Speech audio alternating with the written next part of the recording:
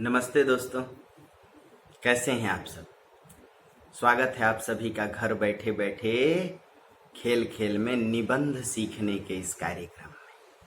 दोस्तों, निबंध लेखन मन का एक उद्गार है। मनोभावों का प्रकाशन ही निबंध लेखन है। तो आप कहेंगे कि क्या मन में जो भी अनाप शनाप आए उसे लिख दें तो निबंध हो जाएगा? नहीं, कुछ संकल्पनाओं को जानना भी आवश्यक है। आप इतिहास, भूगोल, इन विषयों को जानते रहें, समाज शास्त्र, दर्शन को जानते रहें, लेकिन आपका मन यदि साहित्यिक हो जाए, आपके मन में साहित्य की सुरसरी बहने लगे, तो समझिए कि निबंध का प्लेटफॉर्म ही नहीं, निबंध की आत्मा भी तैयार हो गई। दोस्तों, इसी परंपरा में आज हम लोग आतंकवाद को देखने की कोशिश करेंगे। जब भी हम लोग आतंकवाद पर लिखने की कोशिश करते हैं तो जहन में सबसे बड़ा प्रश्न अब आने लगा है कि क्या आतंकवाद धर्म प्रेरित है, और क्या संविधान से बड़ा धर्म है, देश से बड़ा धर्म है? क्या धर्म वाकई गुमराह करने लगा है लोगों को? क्या धर्म लोगों को आतंक प्रिय बनाने लगा है? तो दोस्तों, आज के लगभग 10 वर्ष पहले जब आप आतंक पर निबंध लिखते थे तो हमेशा यह लिखते थे, मजहब नहीं सिखाता आपस में बैर रखना। कोई भी धर्म मनुष्य को मनुष्यता की पाठ पढ़ाता है। यदि कविता मनुष्य को मनुष्यता की उच्च भूमि में ले जाती है तो धर्म मनुष्य को मनुष्य बनाता है। मनुष्य होने की पहचान है धर्म। इसलिए हमारे विद्वानों ने कहा कि मनुष्य और पशु का अंतर यदि करना हो तो धर्म ही वह मूल तत्व है। धर्मो हि तेषाम अधिको विशेषो धर्मेण हीना पशु भी समान। धर्म से हीन व्यक्ति पशु के समान है। तो इसका अर्थ जब 10 वर्ष पहले हम आतंक पर निबंध लिखते थे तो यह लिखते थे कि मजहब नहीं सिखाता या धर्म नहीं सिखाता, आतंक की प्रेरणा नहीं देता, व्यक्ति को क्रूर नहीं बनाता, अमानवीय नहीं बनाता। लेकिन दोस्तों, अब परिस्थितियां बदल गई हैं, परिवेश बदल गया है। तो जब परिवेश बदलता है तो निबंध के स्लोगन भी बदलते हैं और निबंध की जो पंच पंक्तियां हैं वो भी बदल जाती हैं। आज आपको अपनी लेखनी की दिशा मोड़नी होगी और फिर भी आपको एक बचाव पक्ष रखना होगा कि बेशक धर्म तो नहीं सिखाता, आतंक की प्रेरणा नहीं देता, लेकिन यदि धर्म अत्याचारियों के हाथ में हो, यदि धर्म पर अदूरदर्शी, नासमझ और कुछ हद तक कट्टर लोगों का नियंत्रण हो, तो फिर धर्म के माध्यम से धर्मांधता अवश्य फैलाई जा सकती है। और जहां धर्मांधता आ जाए, जहां धर्म मानवीय मूल्यों से हटकर स्वार्थ से प्रेरित हो जाए, तो फिर वहां आतंक जैसी कुप्रवृत्तियां जन्म ले सकती हैं। इसलिए आपके जेहन में एक सवाल और है कि क्या धार्मिक पुस्तकों में आतंक की प्रेरणा है? क्या मजहबी पुस्तकें आतंक जैसी गतिविधियों को बढ़ावा देती हैं? तो आज भी उत्तर होगा बिल्कुल नहीं। परंतु यदि उन पुस्तकों की गलत व्याख्या की जाए, यदि उन पुस्तकों को अपने किसी स्वार्थ से वशीभूत होकर उन पर चर्चा की जाए उनके सूत्रों, उनके नियमों, उनके श्लोकों, उनके आयतों, उनके हदीसों की व्याख्या अपनी मर्जी, अपने लाभ से किया जाए तो निश्चित तौर पर समाज गुमराह हो सकता है, जैसा कि अब हम लोग देख रहे हैं। दोस्तों, बहुत पहले संत कबीर ने भी इस बात को माना था कि यदि पुस्तकीय ज्ञान, शास्त्रीय ज्ञान यानी धार्मिक पुस्तकों के ज्ञान में कुपमंडूकता आ जाए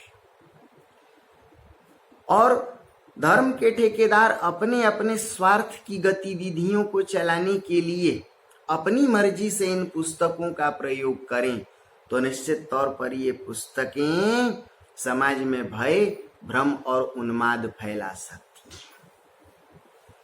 इसलिए संत कबीर मानते थे कि पोथी पढ़ी पढ़ी जगमुआ, पंडित भया न हुए। तो फिर क्या चाहिए? 2.5 आखर प्रेम का, पढ़े सो पंडित होए। इसलिए कबीर जैसे संतों ने एक तरफ कठमुल्लेपन पर जमकर प्रहार किया तो दूसरी तरफ पोंगे पंडितों पर भी प्रहार किया। याद रखिए, आप कबीर को घसीट लेते हैं, कहते हैं कबीर ने तो हिंदुओं और मुसलमानों दोनों पर प्रहार किया। ना जी ना, भाषा को थोड़ा करेक्ट करें। सभी हिंदुओं पर, सभी मुसलमानों पर, सभी मौलवियों पर और सभी पंडितों पर प्रहार नहीं किया। प्रहार किया कठमुल्लेपन पर और प्रहार किया पोंगे पंडिताऊपन पर। इसलिए उन्होंने लिखा कि पंडित मुल्ला जो कह दिया, छाड़ी चले हम कछु नहीं लिया।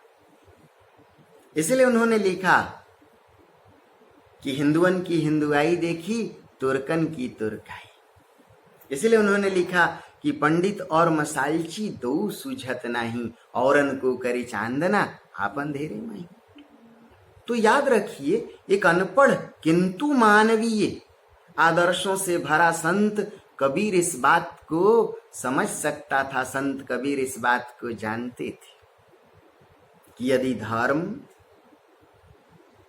पर अदूरदर्शी लोगों का नियंत्रण हो, धर्म के ठेकेदार यदि स्वार्थ प्रेरित हों, तो वह धर्म समाज को उन्माद में डाल सकता है। आतंक कुछ और नहीं, समाज में फैलाया गया भय, भ्रम और उन्माद है। फिर आप कहेंगे कि क्या शिक्षित लोगों को भी आतंक से जोड़ा जा सकता है? हाँ, बोलिए मेरे साथ। धर्म सबसे अधिक संवेदनशील होता है, P4 की तरह कार्य करता है दोस्तों, फास्फोरस की तरह इसमें ज्वलनशीलता है।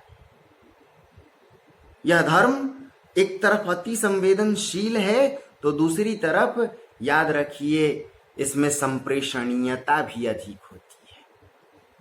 विचारों को शीघ्र प्रसारित करने, भावों को दूर दूर तक प्रसारित करने की यदि कहीं क्षमता अधिक होती है तो वह धर्म है। आप इसका सकारात्मक प्रयोग भी कर सकते हैं, नकारात्मक भी।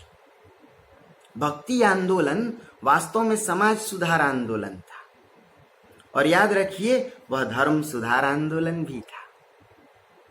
यानी धर्म के माध्यम से, भक्ति के माध्यम से ही मध्यकाल में समाज को सुधारा गया था। इसलिए भक्ति आंदोलन को मध्यकाल का लोक जागरण कहा गया, जैसे स्वाधीनता आंदोलन को आधुनिक नव जागरण कहा गया था।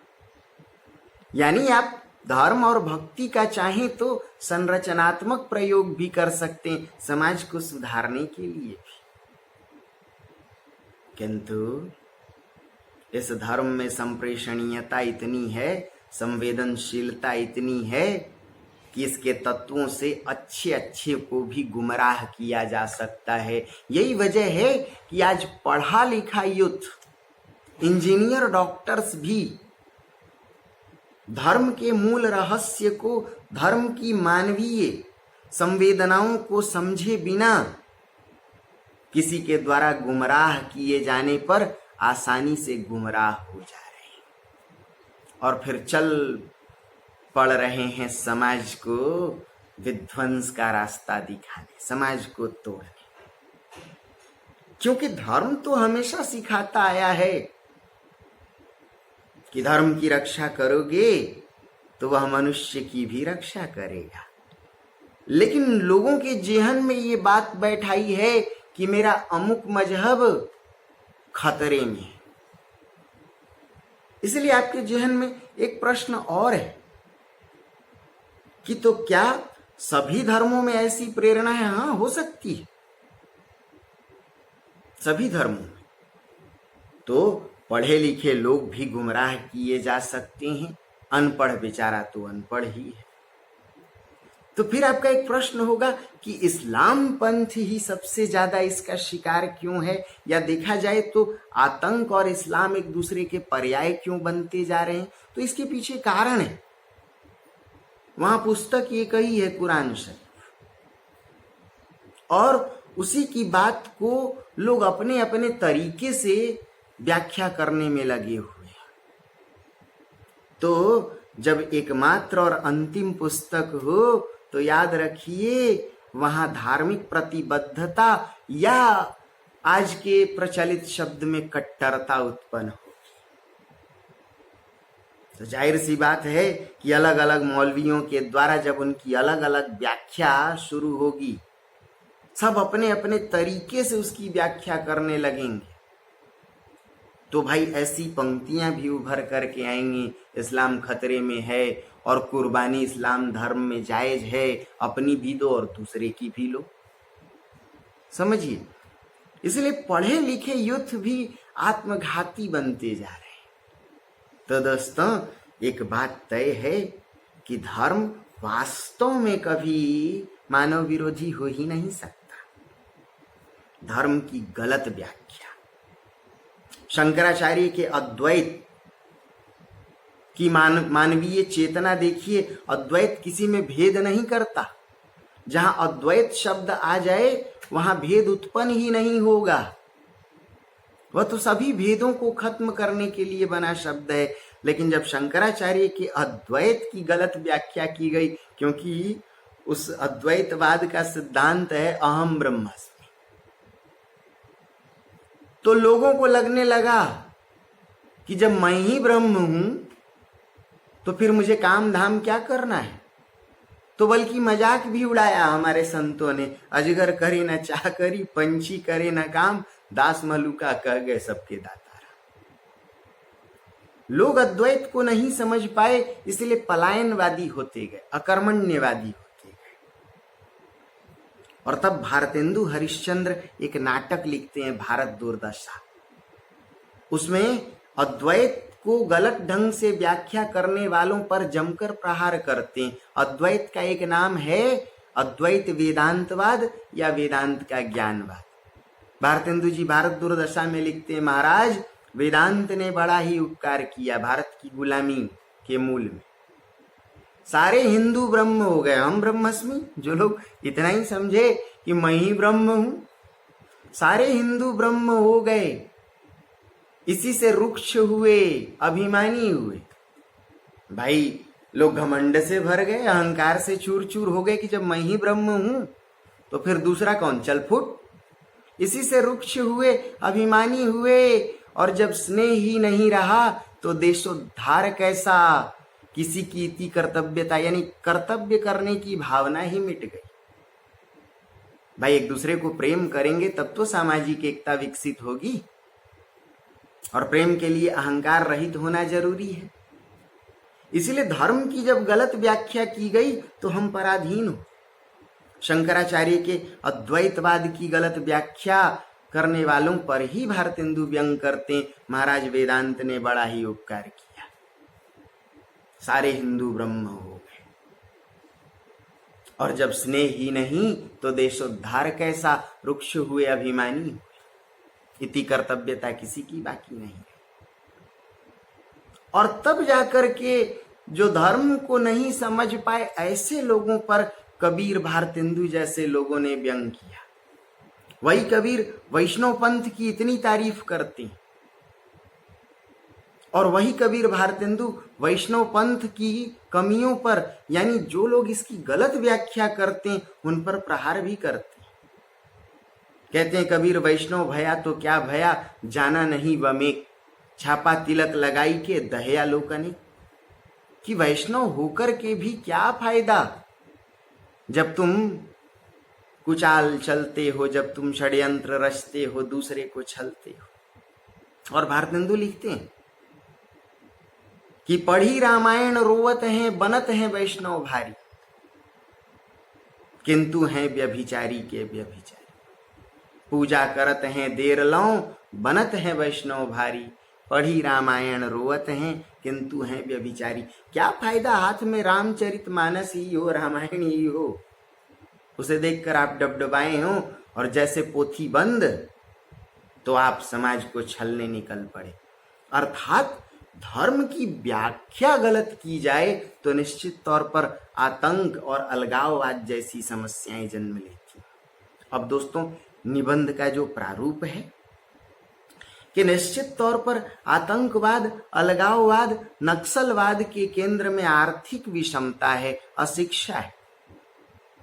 इसलिए आपको बीच में एक पंक्ति की आपके जहन में ये प्रश्न उठता है, फिर इस्लाम ही आतंक का पर्याय क्यों बनता जा रहा है? अशिक्षा अधिक है,